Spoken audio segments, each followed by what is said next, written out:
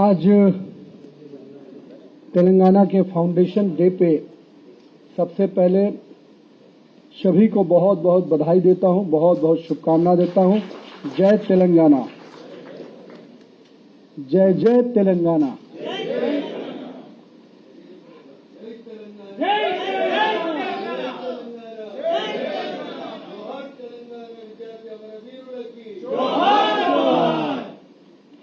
हमारे साथ आज इस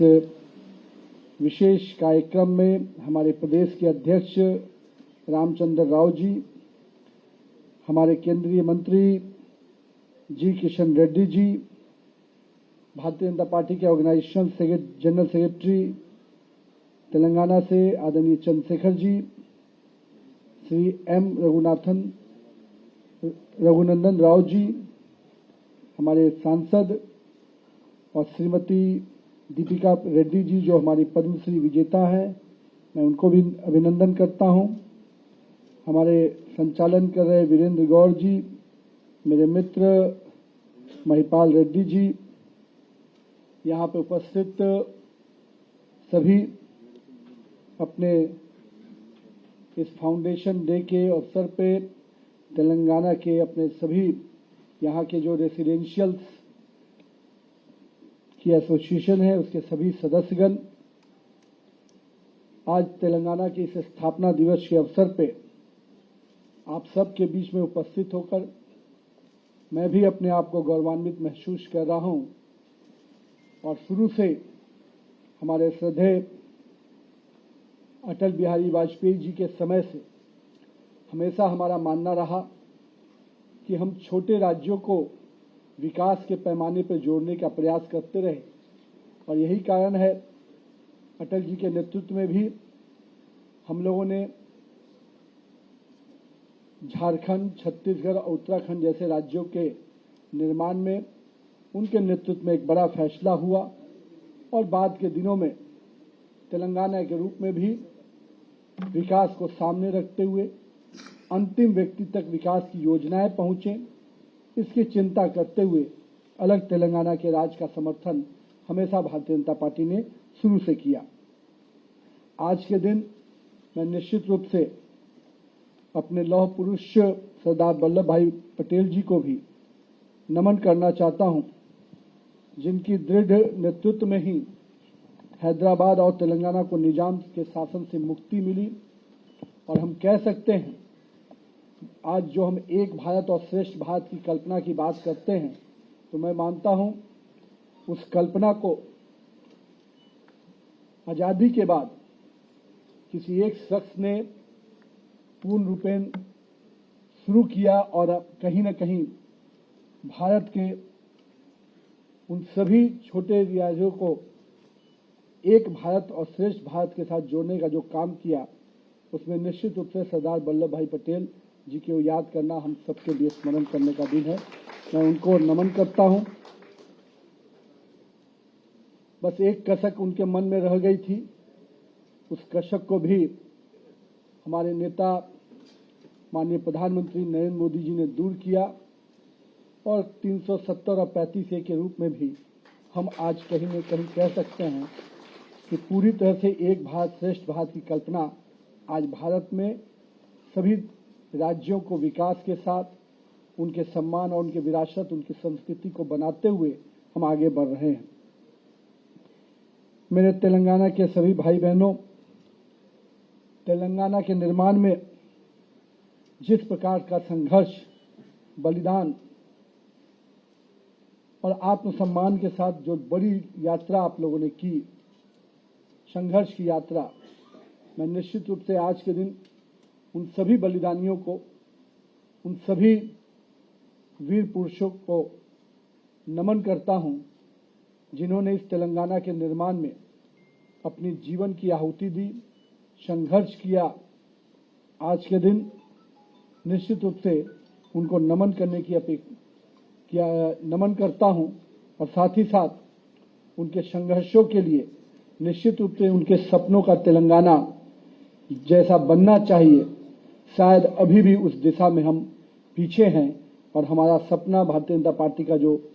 संकल्प है कि निश्चित रूप से हम तेलंगाना के विकास के लिए आगे भी संघर्ष करेंगे और भारतीय जनता पार्टी निश्चित रूप से जो सपना सदैव आपके शब्दों में चिन्नम्मा छोटी माँ, मेरे जीवन में भी छोटी माँ का बहुत महत्व है। तो चिन्मा और सुषमा स्वराज जी ने जिस प्रकार सदन के अंदर एक प्रखर आवाज बनकर तेलंगाना के उन वीर सपूतों को लगातार इसका आह्वान किया था कि आप अपने जीवन की आहुति मत दीजिए, आपको इस तेलंगाना को विकसित होने देखना है, इस तेलंगाना को विकसित करना है। फिर भी हमारे वीर सपूतों ने अपने संघर्ष के दौरान आहुति दी। तो मैं आज के दिन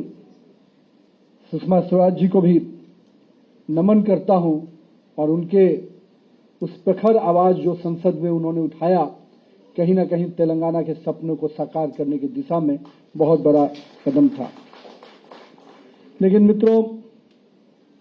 हमें याद रखना चाहिए, मैं राजनीतिक दृष्टि से एक बात कहूंगा, जिन लोगों ने तेलंगाना का विरोध किया, भले ही वो सत्ता में हो, लेकिन तेलंगाना के लोगों के संघर्षों के साथ नहीं थे, उनके बलिदान के साथ नहीं थे। आज सत्ता में रहकर भी तेलंगाना के विकास के प्रति जो संकल्प था, जो भावना थी, शायद आज भी वो अधूरी है और हम आने वाले समय में उनके भावना के अनुरूप निश्चित रूप से तेलंगाना के विकास का संकल्प लेते हैं। लेकिन मित्रों, ये कांग्रेस की और तथाकथित कुछ दलों की रीति नीति रही है। झारखंड के भी निर्माण के समय में शायद आपके ध्यान में हो, उस समय बिहार में एक राष्ट्रीय जनता दल के नेतृत्वकर्ता ने कहा था कि हमारे जानों की आहुति चली जाएगी, लेकिन हम झारखंड नहीं बनने देंगे। लेकिन आज उसी झारखंड में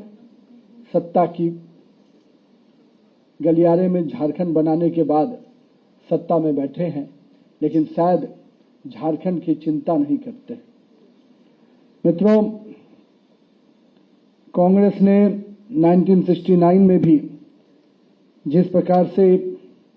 दमन का रास्ता अपनाया, गोलियां चली, अनेक युवाओं ने अपने जीवन की आहुति दी। तेलंगाना के निर्माण में लाखों लोगों का जो संघर्ष, बलिदान इस यात्रा में रहा, भारतीय जनता पार्टी ने अपनी भूमिका अत्यंत महत्वपूर्ण रूप से और निरंतर भाव से निभाई। हम लोग को ध्यान में है 1997 में काकीनाडा में आयोजित भारतीय जनता पार्टी का जो राष्ट्रीय अधिवेशन था, हमने उसमें एक प्रस्ताव पारित किया था कि हम अलग राज्य तेलंगाना राज्य के समर्थन के ऐतिहासिक प्रस्ताव को हमने उसमें पास करने का काम किया था। ये केवल एक राजनीतिक घोषणा नहीं था, ये हमारा संकल्प था तेलंगाना के लोगों के विकास के प्रति, तेलंगाना के समृद्ध बनाने की दिशा में हमारा संकल्प था, तेलंगाना की संस्कृति और उसकी विरासत को आगे बढ़ाने का हमारा संकल्प था। लेकिन हम इस बात से जरूर प्रसन्नचित हैं कि हमने अपने संघर्षों के साथ तेलंगाना के अलग राज्य के निर्माण में सफलता पाई। लेकिन हम सब आने वाले दिनों में तेलंगाना के विकास के प्रति भी अपने संघर्ष को जारी रखेंगे। जब 9 दिसंबर 2009 को केंद्र सरकार ने तेलंगाना के गठन की प्रक्रिया शुरू की थी और पूरे तेलंगाना के गठन को आशा उत्साह का वातावरण बना था, लेकिन शायद आपको ध्यान में होगा कांग्रेस अपने कदम पीछे खींच ली थी और इसके कारण एक बड़ा जन आंदोलन पूरे तेलंगाना में हुआ और कहीं न कहीं कई लोगों ने कांग्रेस के उस कदम के कारण अपने जीवन की आहुति दी। लेकिन मित्रों, हम सब तेलंगाना के विकास को आज भी आगे बढ़ाने के लिए संकल्पित हैं और पिछले 12 वर्षों में माननीय प्रधानमंत्री श्री नरेंद्र मोदी जी के नेतृत्व में तेलंगाना के विकास के प्रति हमारी प्रतिबद्धता जो है वो निश्चित रूप से हम आगे बढ़कर निभा रहे हैं। आज 31 लाख से अधिक किसानों को पीएम किसान का योजना का लाभ, 75 लाख से अधिक मुद्रा ऋण का लाभ, करीब 1.27 करोड़ जनधन खाता, 82 लाख से अधिक आयुष्मान कार्ड कहीं न कहीं हमारे संकल्प को दिखाता है और हम आगे भी तेलंगाना के विकास के प्रति अपने संकल्प के साथ आगे बढ़ेंगे। चाहे वो रेल मार्ग हो, चाहे सड़क मार्ग हो या औद्योगिक विकास की बात हो, हम तेलंगाना के उस विकास के साथ केंद्र के अपने सरकार के साथ